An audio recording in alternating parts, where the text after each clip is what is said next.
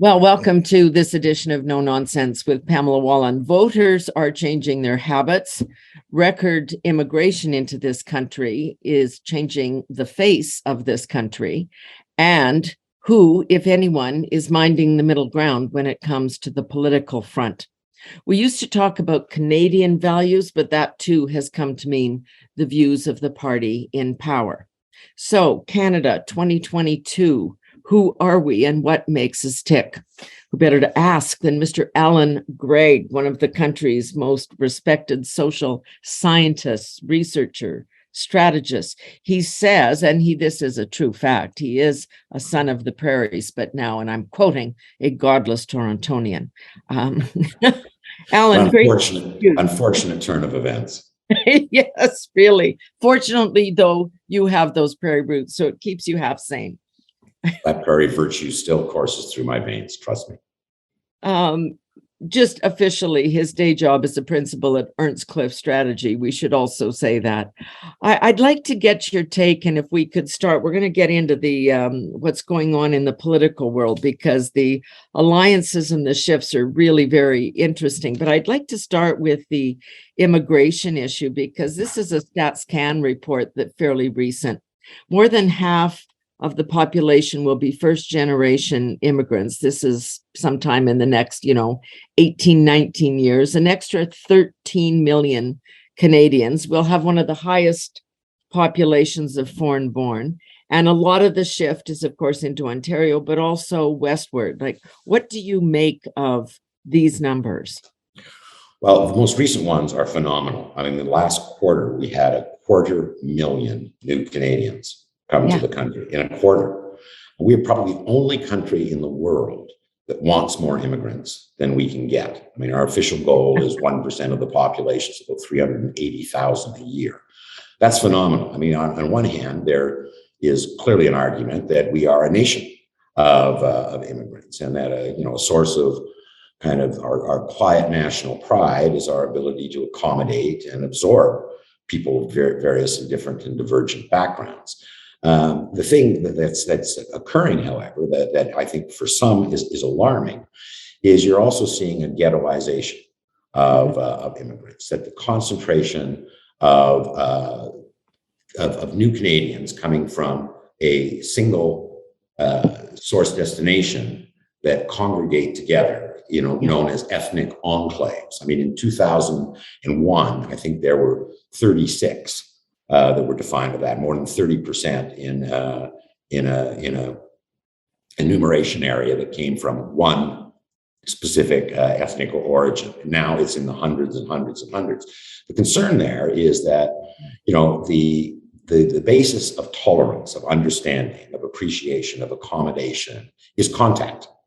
And if you live in a community where you never have to leave, and you can have everything that you need, your food and your language and your schools, and conversely, others who are not part of your group have no reason to enter there. And so you see, we've known forever that if you wanted to get nominated in Rosedale, Toronto, you had to be a WASP. But now, if you want to get nominated in Richmond, BC, that you better be Mandarin Chinese. If you're in Brampton, you better be Sikh. And all the candidates are the same. So this, for some, is concerning, that if we don't have that kind of contact, the accommodation and the tolerance that Canadians have demonstrated for so long could quickly start evaporating. We always prided ourselves, or governments of the day did, in the mosaic, that people come and retain their identities but become Canadians. But the Americans did it kind of the other way and said, no, when you come here, you're an American, then you can have your other identification, but your allegiance is here. And maybe that worked when the numbers of immigrants coming in were smaller, but now with these numbers, you really are seeing this shift to, as you say, the ethnic enclave. Sure. I mean, John Porter famously wrote in 1965, The Vertical Mosaic, describing Canadian culture, that we valued that husbanded identity, but also hierarchy, whereas the Americans were much more into equality and melting melting pot. So the other backdrop to this, I think that is very, very important, because I know where you're going, is, Canada is almost unique to the extent that immigration is not a wedge issue in Canadian politics right now. What you have behind the pattern of immigration, however, is a very, very different polarized lived experience. If you ask people in the next 2 to 5 years, do you think you're going to be better off, the same, or worse off than you are now? 1/3 say better off, 1/3 say the same, 1/3 say worse off. So you think about that. 1/3 of the population is flourishing, 1/3 is treading water, and 1/3 is falling behind. This is new. I mean, in the past, the expectation was always that progress was going to be normal. My next car would be faster. My next house would be bigger. My next paycheck would be fatter. And as long as that belief was in place, we didn't have a zero-sum society. If you were very successful, I didn't hold that against you, because success was infinite. There's way more for me. Right. Now, however, if I'm falling behind and you're successful, I resent you.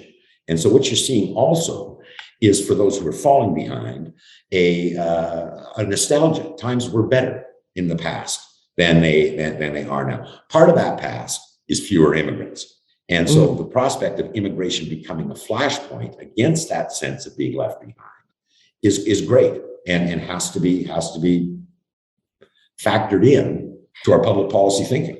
Well, we're seeing it here. I mean, I'm in Saskatchewan as we talk. So it's not, I mean, everybody across the country, we've talked to business leaders in the course of the Senate work who say, bring as many Ukrainians as you possibly can. They're hard workers, they're well educated, et cetera, et cetera.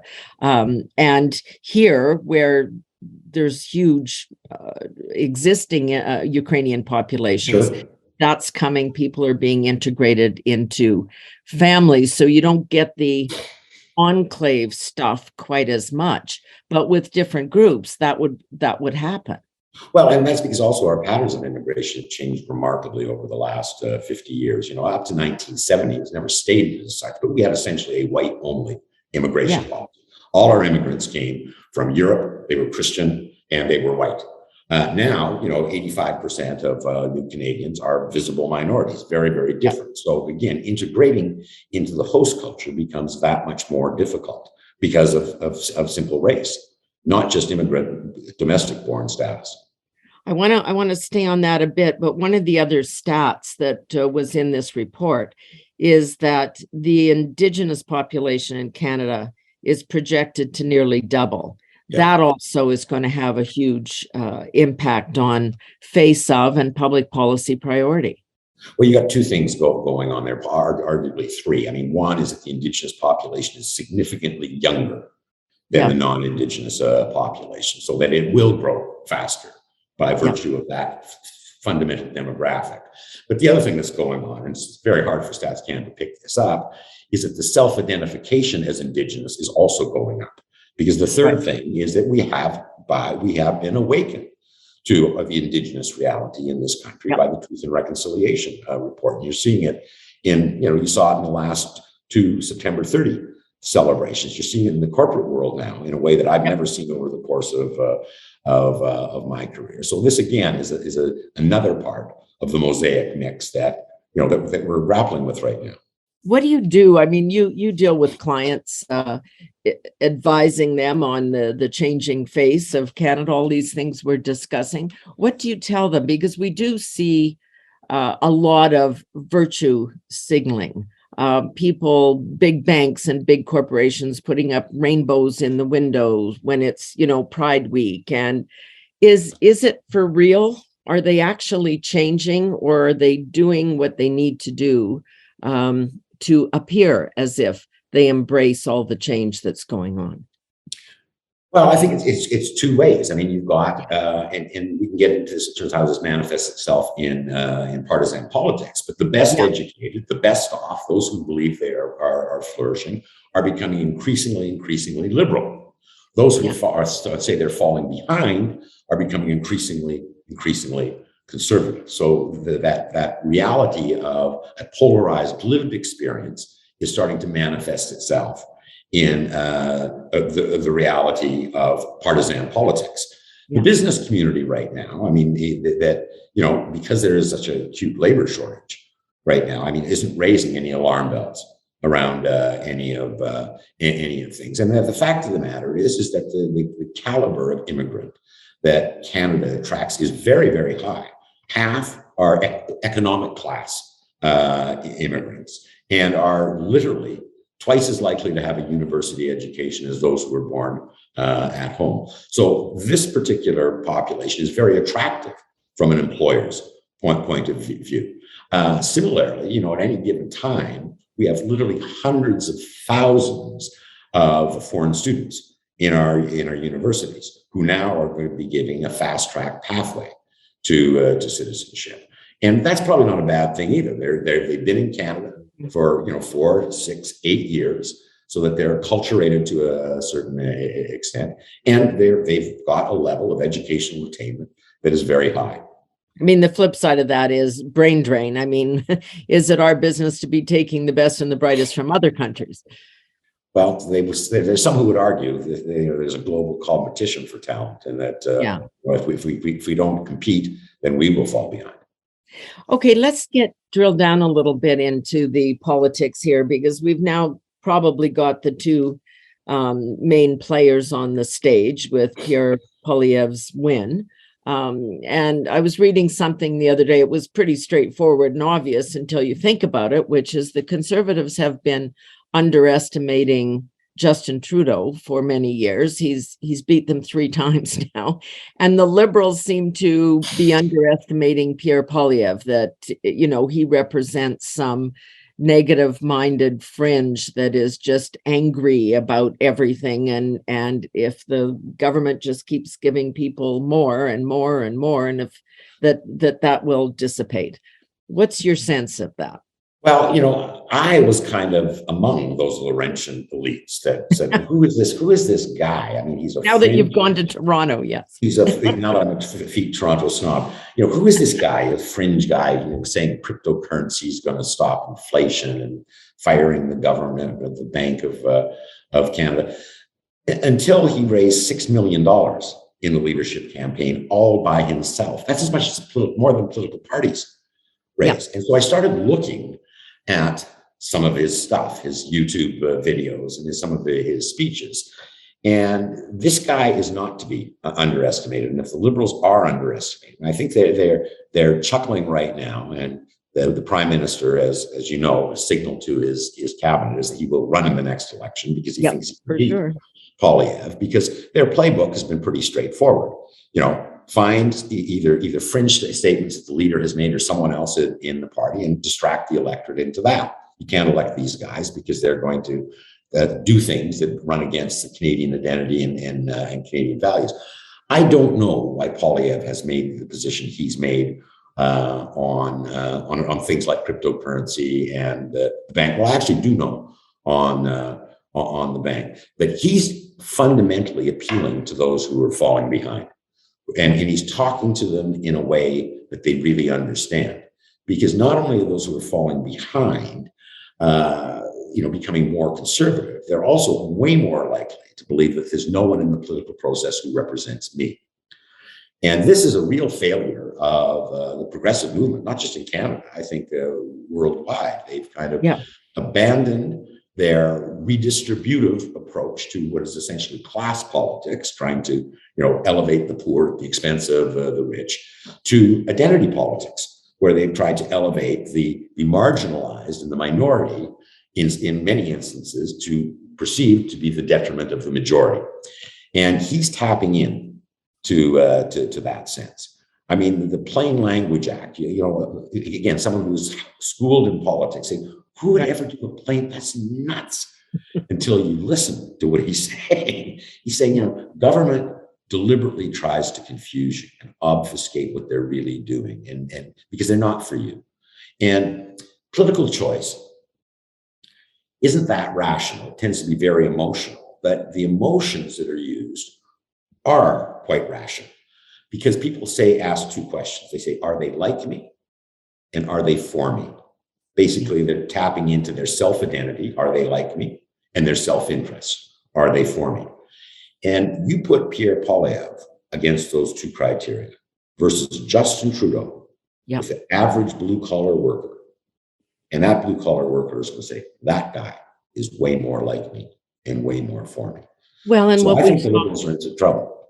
yeah, I mean, we saw it in the recent Ontario election where you've Yes. got unions backing Doug Ford, not a really common phenomenon.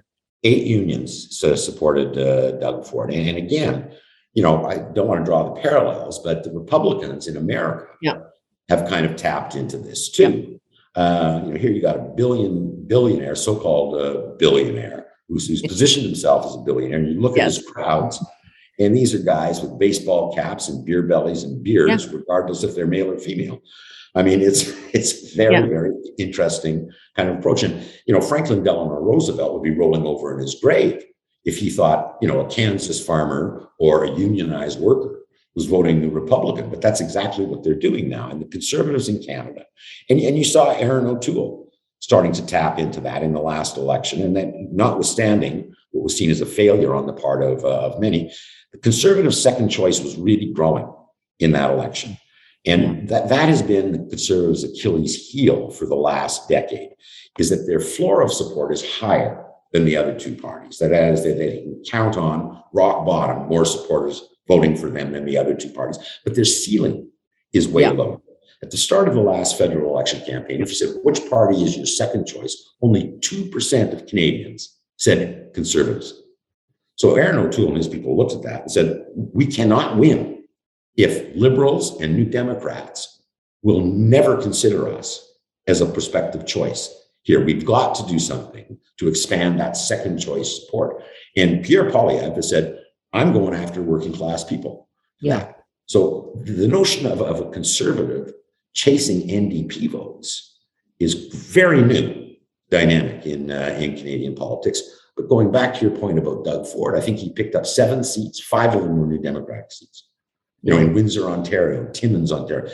When I was involved in politics, conservatives would never have a chance in ridings like that. And that's, I think we've still got old paradigms in our mind too, that, you know, that conservatives, if they're going to go to that middle ground, quote unquote, which I don't think, as you say, I think Poilievre's going for a different voter. He's going for the NDP voter, not the liberal NDP or the liberal conservative switcher, when we used to have, you know, red Tories and blue liberals. I don't see a lot of them.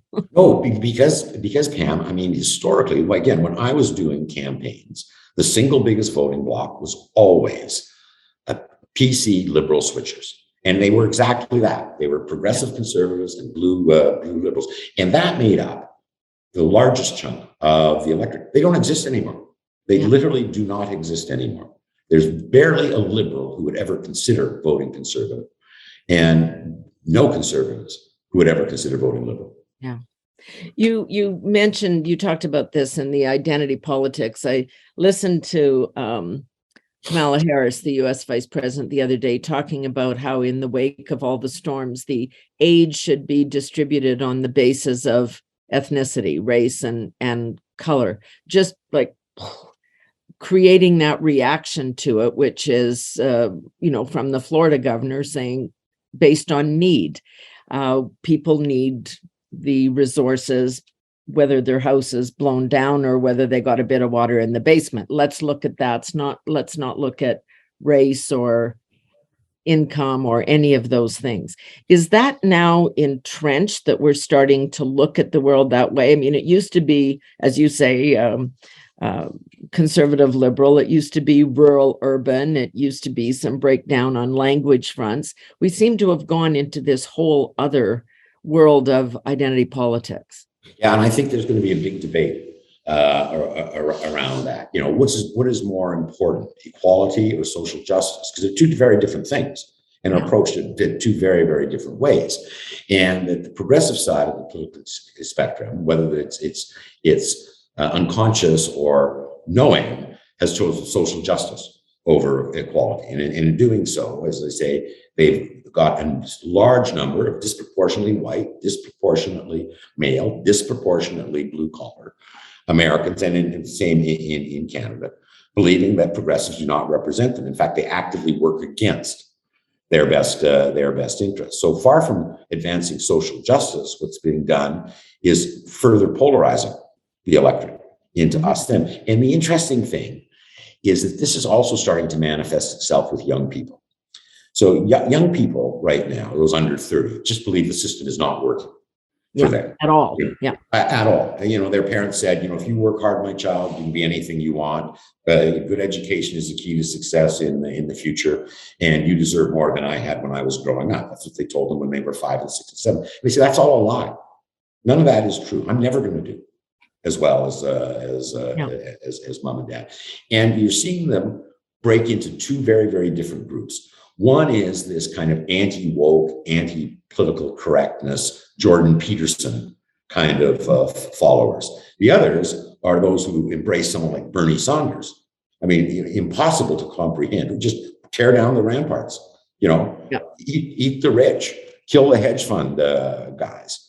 And, so how that manifests itself going forward too, this alienated generation of younger people who've lost all faith that the system is going to support them and advance their interests. Just dollop that on top of all the other horrid stuff we've been talking about. But we're actually, I'm sure the folks under 30, the younger generation, feel that dramatically.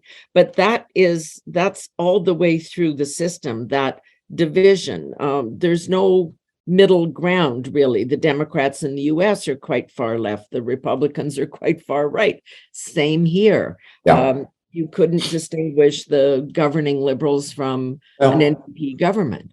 And without sounding like a nostalgic old fart, I mean, in the past, successful liberals were quite conservative, and the successful conservatives were quite progressive. Liberal on social issues, conservative on fiscal issues. When I started, I started on Parliament Hill, same time that you did, kind of 1975. You were the long-haired Tory pollster. Yeah, go ahead. No, even before that, I was the social policy coordinator for opposition research, a branch of the Library of Parliament that provided bureaucratic policy expertise to the opposition, who at the time were progressive conservatives. I had no background with progressive conservatives, but I was the social policy analyst. So I did housing, labor, these sorts of things. And my clients, and again, I hope your listeners are old because they won't know who these people are, but it included, Flora MacDonald, David McDonald, Joe Clark, Gordon Fairweather, Doug Roach, John Fraser, Link Alexander. These guys and women would feel uncomfortable in the new Democratic caucus right now because they were too conservative. So that was my exposure to. Now there were also in that caucus was Dan McKenzie and George Nolan and Stan Schulenberger and others who were rock-ribbed conservatives, but somehow they were able to get along. And Sinclair Stevens became the finance critic, and Flora became the welfare critic. So it worked out somehow. So what has happened from, we're not that old. So that was in the 70s, but it's now kind of, 4 or 5 decades of this. What has happened where it seems that class has become the defining feature on the political front? We use values as the buzzword to talk about them. To talk about the class issue, because those other things have fallen away. I do still believe there are rural-urban differences in worldview and all of those, but it seems what you're saying is that's the transition. That's what's happened. Because, it's at the risk of stating the obvious, is because we're seeing inequality grow. Yeah. And when you think about it, again, now I'm going to sound like I'm some kind of old lefty. But, we've been obsessed with our competitiveness in this country for the last 2.5 decades. And the answer is always the same. We've got to get business to invest more in technology and R&D. We have to get more PhDs. We have to get more STEM graduates. Well, given that policy focus, is it any wonder that inequality has grown? Because it's all aimed at those who are doing well already. No one's saying the way we become competitive is if we close the gender wage gap, or if we ensure that Indigenous people have the same level of educational attainment, or new Canadians that have equal qualifications are paid the same. So the conversation has always been around, as I say, how do we get those who are already doing well to do even better? And that Because sense then of it'll trickle inequality. down was the Yeah. proposition. Yeah. But I mean, again, without going back to a time of the past, I mean, people like you and me of our generation, I mean, we grew up with nothing, but never had that sense. And certainly never had any sense that there were any barriers. I mean, we believed those things. I had no idea I was poor until I left town. Yeah, no, it's same with me growing up in Edmonton. Nor did I feel that if I wanted to, I could become the president of Royal Bank. Yep. That notion of unlimited opportunity was very, very much part of the culture. And when you think about that, when opportunity is unlimited, that creates a sense of generosity. Yeah. For those who are falling behind, we can help them. Do unto and others. hand up. Right. Yeah. But when there's a sense of polarization, it generates ill will. And that is, as I say, has manifested itself in politics. How you reverse that, certainly in our lifetime, I have no idea. I mean, the government's approach today is all about redistribution. I mean, the finance minister wrote about this in her books before she joined the political world. And I mean, this is probably one of the most indebted governments in terms of what it means for us per capita. Also, the government has grown dramatically in terms of size under this particular government of the day. So that's more and more about the state being the answer to all your problems, whether it's a hurricane or whether it's a pandemic. We all kind of agree on that. But then do we want them really talking about controlling the internet and what we should be able to see when we turn on our, when we look for entertainment? This is the whole debate around C11 and coming soon C18. So, there's kind of where's the line? Where's the line with this change in Canadian political mindset to those things in terms of the role of the state? Some's good. Where do we stop? Well, and what it's also done is it's driven up cynicism and mistrust of government, because as government's grown and people's situation hasn't improved, ipso facto, whatever they're doing, it doesn't work. Right. So government becomes an agency of bad rather than good. And the Republicans, probably to the detriment of the political process, have known this for decades. I mean, this was Newt Gingrich's great political strategy. He just said, look, if Democrats are associated as the natural governing party, we have to ensure that people think government is crap, and therefore they'll think the Democrats are crap. And so we have to forget cooperation, forget moving things forward. We just have to really put sand in their gas tank, and that's what's happened. But the contract, Newt Gingrich and they're doing it again now. The contract with America, which is the same kind of message that Pierre Poilievre is sending out, which is I'm for you. I'm going to make that legislation simpler to read. I'm going to keep the state out of the bedrooms of the nations or the pocketbooks of the nation, because that was one of the trigger issues around the convoy, which is banking information was made public, was spread across the country, people's private information. Those are they seem small, and it seems it's maybe only relating to 20 people or 100 people, but no. And it's why all of a sudden freedom is resonating. Which again, I've never heard that part of the political discourse in politics over time. But because people are saying that, I would be better off on my own because these guys are actually against me. Yeah. So that is coming from something, is what you're saying, whether we're recognizing that change in the mindset. It is starting to show up in political decision making. Yeah, absolutely. And there's nothing I see that suggests it's going to get better, and lots that I see that suggest the potential to get worse is very real. And when you say worse, what do you mean by But that. just the polarization, the alienation, wide, broad swaths of the Canadian electorate, believing that government doesn't represent them, isn't for them, doesn't do things that are effective and workable. The other issue that, and because I'm in Saskatchewan, this stuff boils up in my head. Now we've got two provincial premiers here, Alberta and Saskatchewan, saying we're not going to participate, we're not going to fund the RCMP to participate in your gun buyback. If you want to spend money on catching the bad guys and stopping the illegal importation of guns, we'll do that.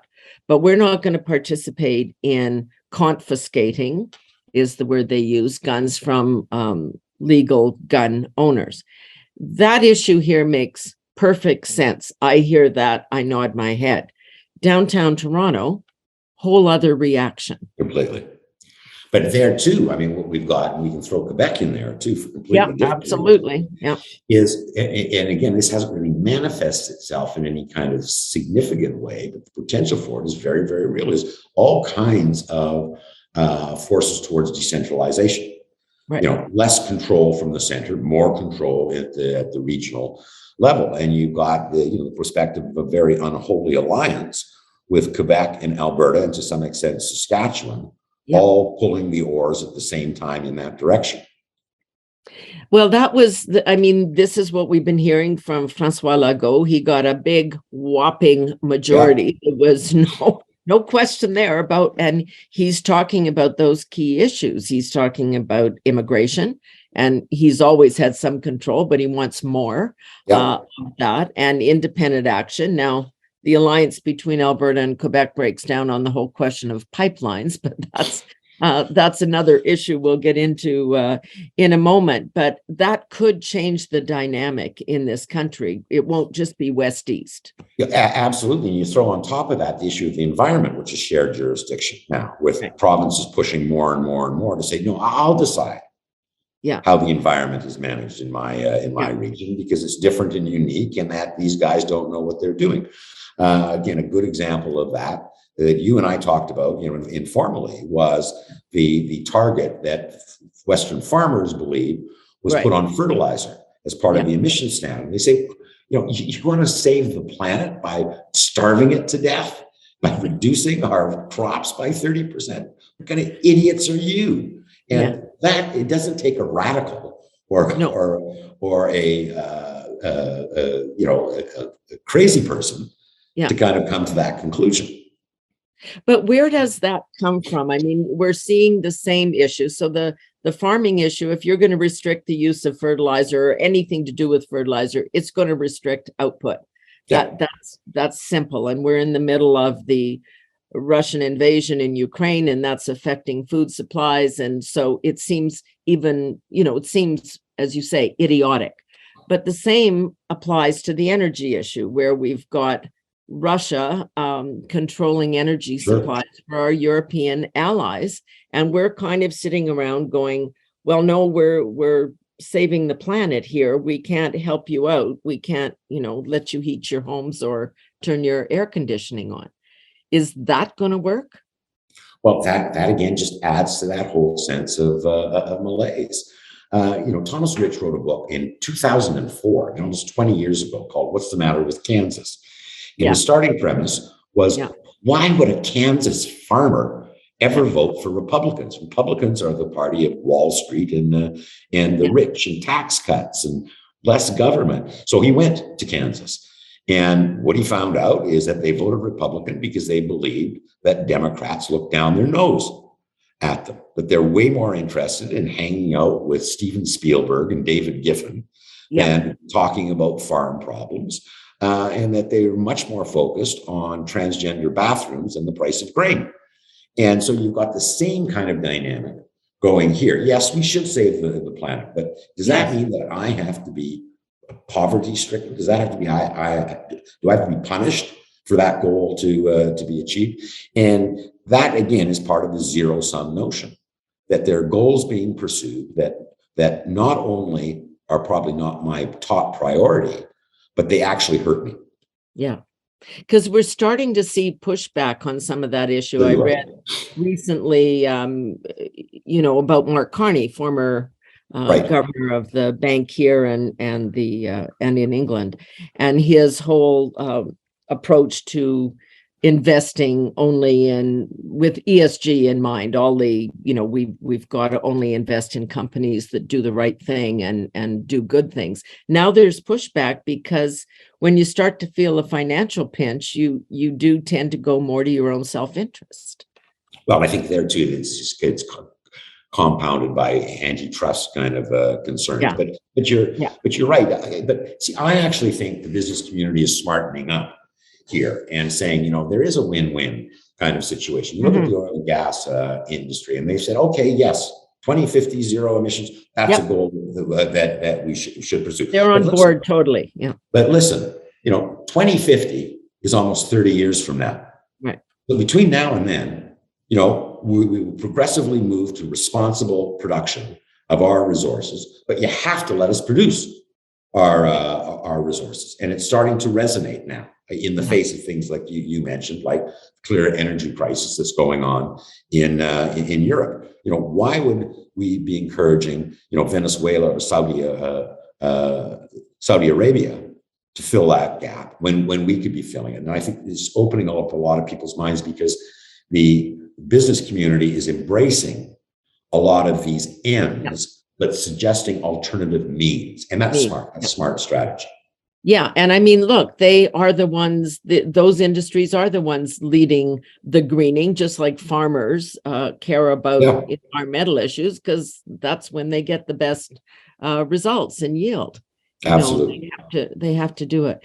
So I guess when the issues become more pragmatic, when we're talking about friends and neighbors and people we know who won't be able to heat their homes, maybe that kind of changes the focus on some of these cultural values issues that we're all talking about that have become the political currency of the day. Well, it certainly has for the conservatives. I mean, their focus. I mean, again, the Pierre Poilievre video of him eating his breakfast in a diner. Yeah. And talking about inflation. Yeah. I mean, again, he might not be the guy you want to go with a tenting vacation with, but he's a guy who understands that person who fears that they might not be able to heat their home, fears that their kids, won't be able to do the things that they were able to do. And so there's, again, the question is whether the shift is cultural and moves across broad swaths of the population, or it simply continues to cause further polarization and falling apart. But this is when he is cast, which, was the person who's worried that he uses fear that, you might not be able to drive your car or heat your home or do whatever, and the government doesn't know what it's doing, and that's going to cost you. Is that fear mongering, or is that a view of the world from his perspective, which is different from the liberal view of the world, which is more redistributive? Well, people are fearful right now. So, I mean, Angus Reid Institute put out a poll last week that had 90% of people saying they plan to reduce their household expenditures. Yeah. I could put a poll into the field that said today is Friday and not get 90% agree. I mean, that is unanimity, 90% of the population saying they're moving in one direction. So whether it's happened yet or not, there is no question that inflation and rising interest rates are going to dampen consumer spending in a very, very serious and significant way. And there's some early signs of that right now. And that is because that fear is real. And the way you protect yourself when you are fearful is you withdraw.